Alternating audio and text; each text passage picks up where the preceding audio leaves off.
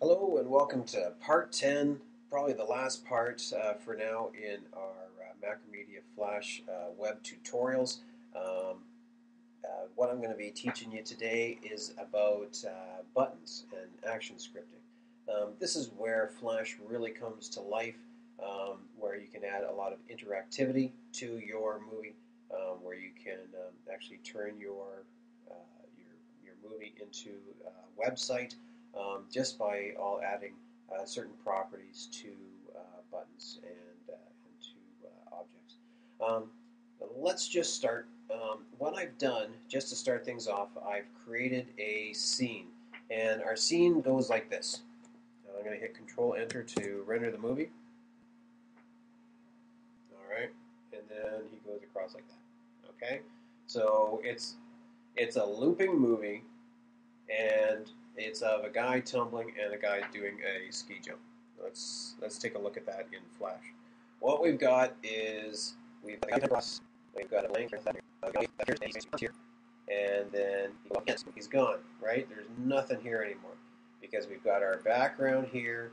We've got our snowboarder doing his actions here. We've got a motion guide happening here that's associated with this guy here. Here's our motion guide. And I threw in a sound here. All right, so this is what I a little bit, and then I jump into here, and the guy's going to come along, and he's going. That's how we're supposed to move. What we want to do, and this is a bit of a mind bender, so if you don't get this right away, you might need to watch this a couple times in order to get it straight, because it's a bit of a mind bender. Actions. This is where it all happens. This is what you've got here is your movie control. This is where you have a lot of them. So what I'm going to do first is we need to, let's close that up. I'm going to create a layer in here. I'm just, like I did for sound, I'm going to create an extra layer, and I'm going to call it actions. All right, and we're going to throw in a bunch of actions here. We threw it at the top there. You see how we hit that? There, we've got an extra layer there. And I'm going to call it actions. You can call it anything you want. This is just works for me for creating actions and knowing where to, just to help keep things organized. I'm sorry that my interface is so compressed you can hardly see anything right now. I just try to keep the window as small as possible over the internet. What we want to do first is I want to stop my movie. I want, instead of the movie, when I render the movie, I want to stop it. Okay? So let's stop the movie. This keyframe right here, I'm going to add a stop command. This is the stop command. I'm going to double click on that, and then so it's associated a stop command to that keyframe. You can see how it's throwing a little A into that keyframe there. And so if I were to render the movie right now, nothing's happening. Well, actually, everything is happening. It's playing the first frame and then stopping right at the first frame.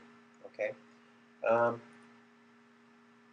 Now, what we need to do now is I want to add some buttons in here. I want to add a button in here that says wipeout, and then I want to add a button here that says jump. And that way, if I were to click on that button that says wipeout, it's going to show the guy wiping out. And if I'm going to click on the button saying jump, it's going to show the guy jumping. So let's go do that. Let's make a button. So let's go Window, Library, and I'm going to make a new symbol. New symbol. And I'm not going to call it a movie clip or a graph. I'm going to call it button. And I'm going to call it wipeout. Now, this is Flash's little button builder here. What we can do here is you see there's different states over here. We're only going to worry about two of them. We're going to worry about this first one here. It's called the up, and this one here is called the over. So if you ever saw a website where if you've got a button and you roll over the button and it changes, this is exactly what we're going to be doing. We're going to be changing the we're going to be creating a rollover state where the so where the when the mouse is rolled over top